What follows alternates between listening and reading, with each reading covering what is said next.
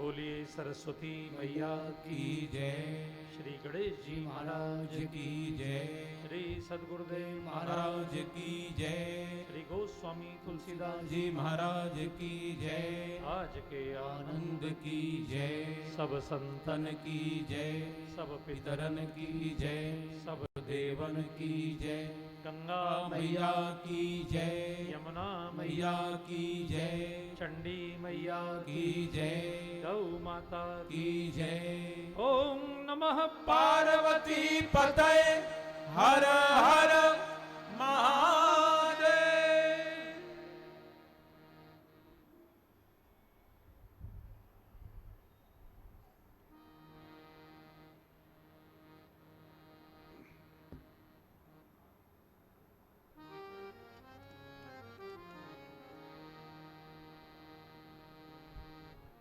आप सभी को पुनः एक बार जय सिया राम।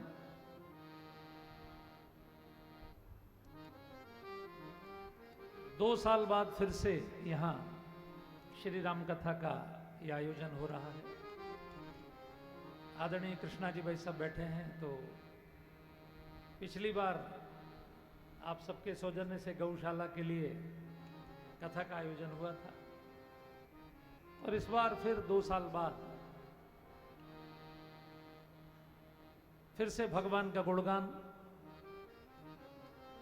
और इस बार शिक्षा के लिए, संस्कार के लिए। भगवान जब अवतार लेते हैं तो विप्रधेनु सुर संत हितलीन मनुज अवतार। तो पिछली बार धेनु के लिए हुआ, इस बार ज्ञान के लिए। लेकिन भगवान का ये गुणगान निरंतर चलता रहे, क्योंकि ये बहुत बड़ा उत्सव है। हमारे यहाँ सबसे बड़े अनुष्ठान साल में 2 बार होते हैं, जब नवरात्रों के व्रत आते हैं 9 दिन के, और तीसरा 9 दिवसीय अनुष्ठान ये रामकथा का है। अब चूंकि ये साठा 84 का क्षेत्र है,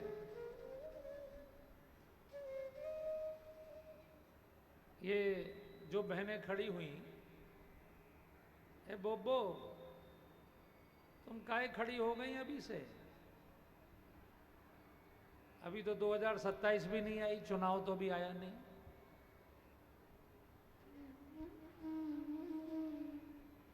अभी बैठ जाओ, थोड़ा सा बैठ जाओ। जब इतना तप किया है कलश यात्रा का, तो थोड़ा और पुण्य ले लो। ये जो बहन जी जा रही हैं, इन्होंने शायद मेरी बात सुनी नहीं। हे गंगा यमुना सरस्वती, हे, अच्छा बैठ जाएं बहन जी, बैठ जाएं। सर्वमंगल मांगल्ये शिवे सर्वार्थ साधके शरण्ये त्र्यंबके गौरी नारायणी नमोस्तुते। अभी आनंद के साथ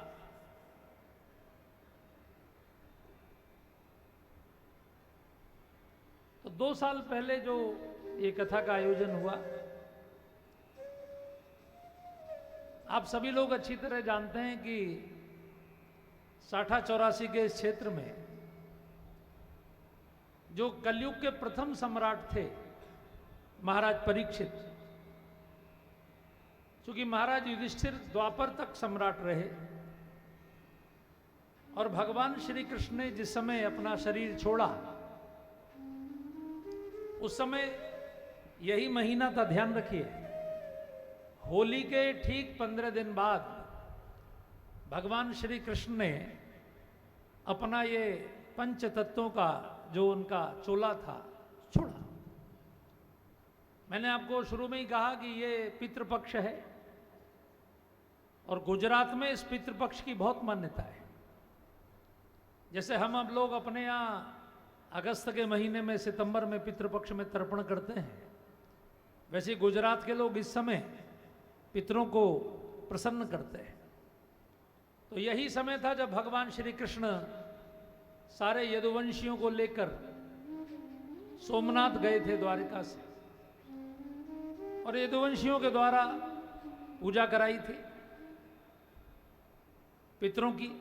तर्पण कराया और उसमें अमावस्या को जब वो पूरा हुआ तो अमावस्या का दोपहर का भोजन होने के बाद, सभी ब्राह्मणों को विदा करने के बाद, दक्षिणा इत्यादि देने के बाद, फिर सबने भोजन करने के बाद फिर नशा कर लिया और उसके बाद फिर युद्ध हो गया।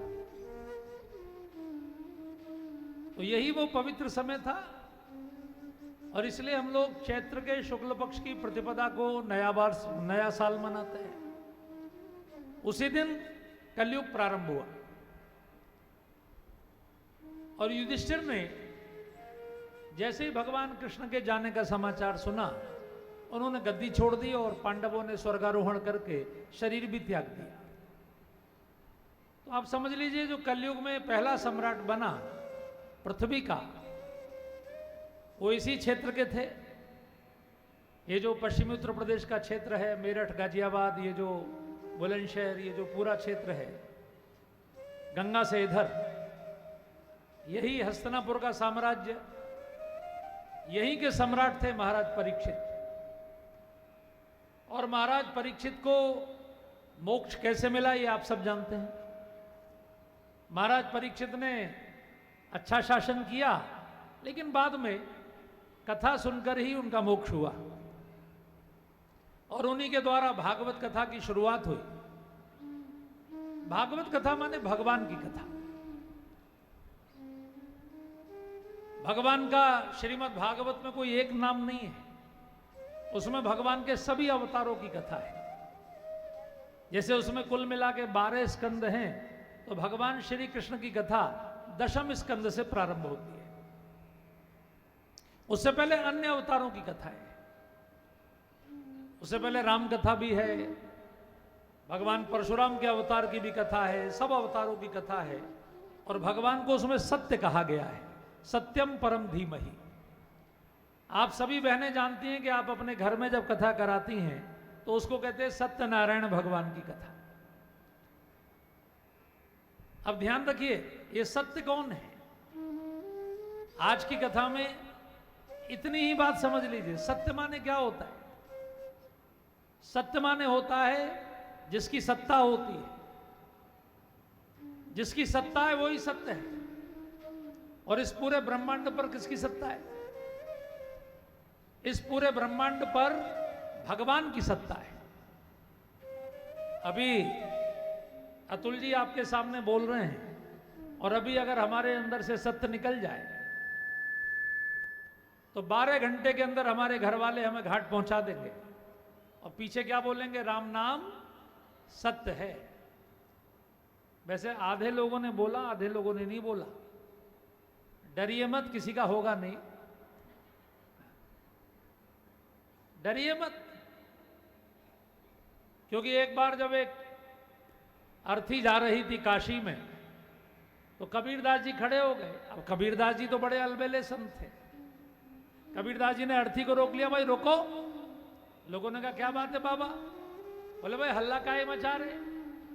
बोले जी हल्ला थोड़ी मचा रहे, राम नाम सत्य बोल रहे। क्यों बोल रहे भाई? बोले जी मरते समय बोला जाता है। कबीरदास जी बोले भाई आप तो मरे नहीं, जो मर गया वो तो बोल नहीं रहा, वो तो चुपचाप जा रहा है। लोगों ने कहा बाबा पागल हो गए हो, जो मर गया वो कैसे बोलेगा, जिंदे ही तो बोलते। तब कबीरदास जी ने कहा अब मेरी समझ में आया, मरने के बाद कोई नहीं बोल सकता, जब तक जिंदे हैं तभी तक बोल सकते हैं। तो यहां तो सब जिंदे ही बैठे भाई, तो सभी बोले राम नाम। अब आवाज आई। सत्य माने समझ लीजिए जिसकी सत्ता है। किसी के भी जीवन पर उसकी सत्ता नहीं है। हम सबके जीवन पर परमात्मा की सत्ता है। हम कहां पैदा हुए उन्होंने तय किया, हम कब मरेंगे उन्होंने तय किया है। हमको नहीं पता कि अगली सांस आएगी कि नहीं आएगी। इसलिए ध्यान रखिए, वही देने वाले हैं। जैसे मान लीजिए आप पंडाल में आए और आपने अपनी जगह आके चुपचाप बैठ के, मैं देख रहा हूं कई लोग सबसे पीछे की कुर्सी पर बैठे चुपचाप सुन रहे हैं। ऐसा थोड़ी है कि उन्हें फल नहीं मिलेगा। आपने अगर वहीं से भी प्रणाम किया, हमने देखा या नहीं देखा इससे कोई मतलब नहीं, आपने कर्म किया, फल मिलेगा। क्योंकि फल देना किसी व्यक्ति के वश में नहीं है, वो परमात्मा प्रदान करता है, वो परमात्मा का सिस्टम है, वो कण कण में व्याप्त है। और ये ज्ञान यज्ञ है, ध्यान रखिए। ज्ञान का मतलब क्या होता है? ज्ञान का मतलब होता है जब आप बिल्कुल निर्मल हो जाते हैं, तब आपको अपने अंदर हर समय परमात्मा की अनुभूति होती है। क्योंकि जिसके अंदर जरा सा भी मैल है, जिसके अंदर जरा सा भी दोष है, उसको परमात्मा की अनुभूति नहीं होगी। उन्होंने, अब यहां माताएं आज ज्यादा बैठी हैं, माताओं को मैं बता दूं कि माताओं में एक मां ऐसी हुई जिसकी कुटिया पर परमात्मा स्वयं चलकर आए, जो एक भी अक्षर पढ़ी लिखी नहीं थी, जो बहुत ऊंचे कुल खानदान की भी नहीं थी। उसका नाम था शबरी। लेकिन शबरी को भगवान ने कहा, मां मैं तेरे यहां स्वयं चलकर आया हूं। क्यों? क्योंकि तेरा मन निर्मल है। भगवान 10 चीजें नहीं देखते, हम लोग 10 चीजें देखते हैं, स्टेटस देखते हैं, जाति पाति कुल धर्म बड़ाई धन बल परिजन गुण और चतुराई। भगवान ने कहा मैं इन 10 चीजों को नहीं देखता, मैं केवल मन देखता हूं। और भगवान ने एक बड़ी अच्छी बात शबरी मैया को कही, निर्मल मन जन सो मोहि पावा, निर्मल मन जन सो मोहि पावा, मोहि कपट छल छिद्र न भावा, मोहि कपट छल छिद्र न भावा, मंगल भवन अमंगल हारी, द्रवहु सुदशरथ अचिर बिहारी, निर्मल मन जन सो मोहि पावा, मोहि कपट छल छिद्र न भावा। आपका मन निर्मल होगा तभी आपको अपने मन में परमात्मा की अनुभूति होगी। वो तो अंदर ही बैठे हैं। जैसे मृग में, कस्तूरी मृग में, कस्तूरी कुंडल बसे मृग ढूंढे वन माही, ज्ञान इसी को कहते हैं। इस कथा का एक ही उद्देश्य है, आपके हृदय में राम बैठ जाएं। क्योंकि वैसे तो मोबाइल पर आप बहुत बजाते हो, ये देखो रामलला की फोटो लगी है। जैसे ही रामलला आए थे 22 जनवरी को, वैसे ही मैं देख रहा था, जिसकी मोबाइल को फोन मिलाओ उसी के में टोन लगी थी। कौन सी? मेरी झोपड़ी के भाग आज खुल जाएंगे, राम आएंगे। मेरी झोपड़ी के भाग आज खुल जाएंगे, राम आएंगे, राम आएंगे, आएंगे, राम आएंगे, राम आएंगे, आएंगे, राम आएंगे। मेरी झोपड़ी के भाग आज खुल जाएंगे, राम आएंगे। मेरी झोपड़ी के भाग आज खुल जाएंगे, राम आएंगे। सबकी तालियां।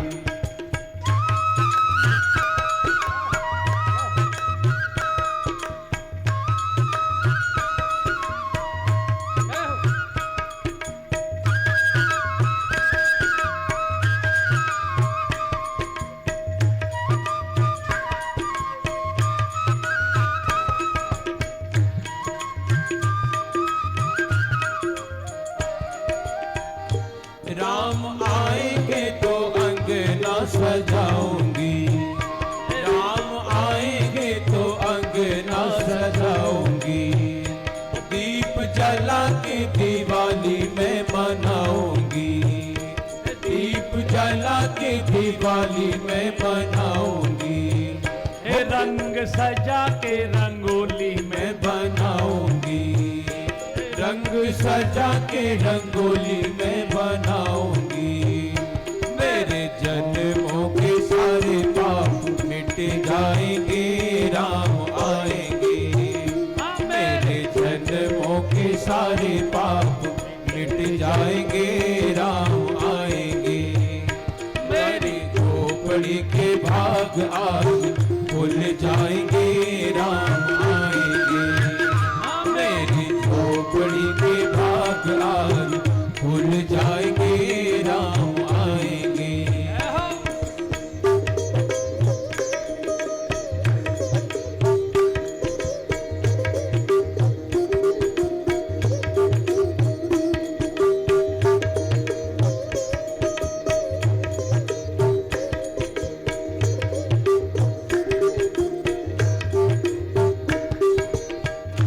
राम झूलेंगे तो पालना झूलाऊंगी, राम झूलेंगे तो पालना झूलाऊंगी।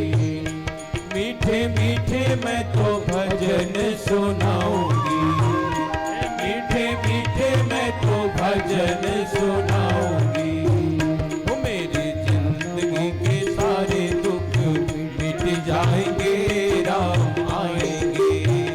मेरी जिंदगी के सारे दुख मिट जाएंगे, राम आएंगे। राम आएंगे, आएंगे, राम आएंगे, राम आएंगे, आएंगे, राम आएंगे। मेरी झोपड़ी के भाग आज खुल जाएंगे, राम आएंगे।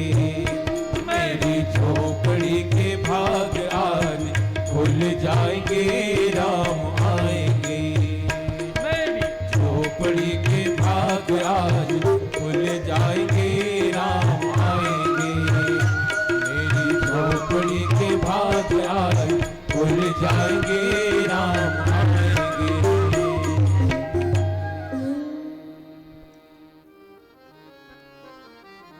देखिए, रामायण की जो सबसे प्रसिद्ध चौपाई है वो बच्चे बच्चे को याद है, वो कौन सी है? आदि मैं बोल देता हूं, आगे की आप बोल दीजिए।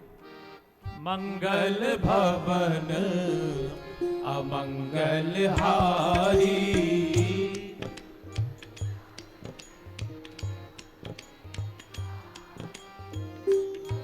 सबको याद है। इसका मतलब क्या है? इस चौपाई का मतलब क्या है? इस चौपाई का मतलब है, हे परमात्मा, दशरथ जी के आंगन में तो आप त्रेता युग में ही आ गए थे, मेरे मन के आंगन में आप कब आओगे? जब मेरे मन के आंगन में आओगे तभी तो मेरा मन मंगल भवन बनेगा। ज्ञान यज्ञ का मतलब है अपने मन में परमात्मा की को बिठाना, उसकी अनुभूति करना।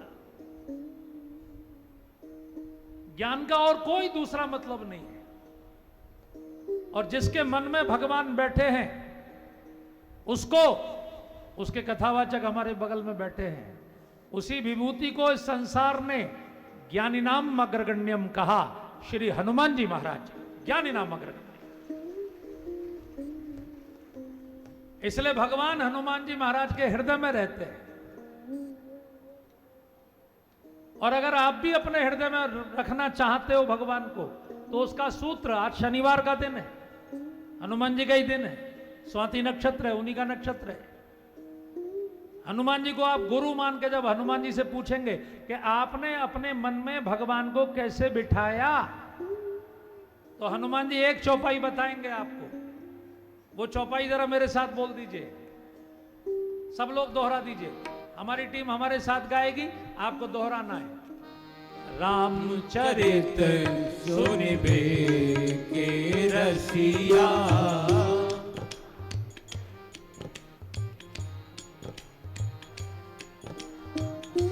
राम लखन सीता मन बसिया।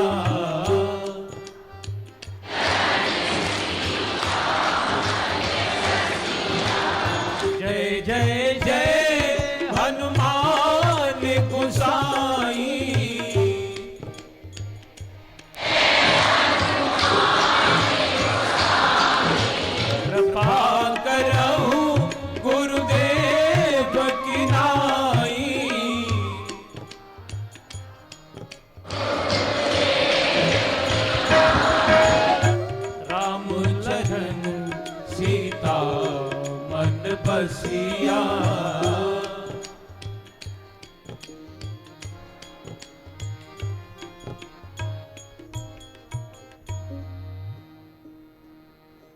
आपके जो भी गुरु हों, मुझे अपने गुरु के प्रति, आप अपने जो भी गुरु हों उनको प्रणाम करते हुए इस कथा में पूरे 9 दिन के लिए श्री हनुमान जी को अपना गुरु मानकर उनसे प्रार्थना करिए कि इस पूरी कथा में हे गुरुदेव, हे हनुमान जी, आपकी कृपा हमारे ऊपर बरसे और हम सबका मन भी मंगल भवन हो जाए। तो उसके लिए हनुमान जी महाराज का एक बार जोरदार जयकारा हम लोग लगा दें। बोलो श्री हनुमान जी महाराज की जय। इसका फायदा पता है क्या होगा? इसका फायदा ये होगा कि 99.9% लोग भगवान से मांगते हैं। मांगते हैं कि नहीं? क्या क्या मांगते हैं? कितनी चीजें मांगते हैं। आप लोग भी जब आरती गाते हैं तो सबसे पहले भगवान से मांगने से ही शुरुआत करते हैं। जब भी आप आरती गाते हैं तो पहले जो ध्यावे फल पावे, दुख बिन से मन का, स्वामी दुख बिन से मन का, सुख संपत्ति घर आवे, माल पानी घर आवे, कष्ट मिटे तन का, ओम जय जगदीश हरे। अच्छा बताइए, मांगा कि नहीं? और इसके बाद आपने कहा माँ तो पिता तुम मेरे, शरण गहूँ मैं किसकी, स्वामी शरण गहूँ मैं किसकी, तुम बिन और न दूजा, प्रभु बिन और न दूजा, आस करूँ मैं जिसकी, ओम जय जगदीश हरे। तो सबसे पहले मांगने से शुरुआत की। 99% लोग भगवान से मांगते हैं और जो बहुत समझदार लोग हैं भगवान से नहीं मांगते, सीधे भगवान को मांग लेते हैं।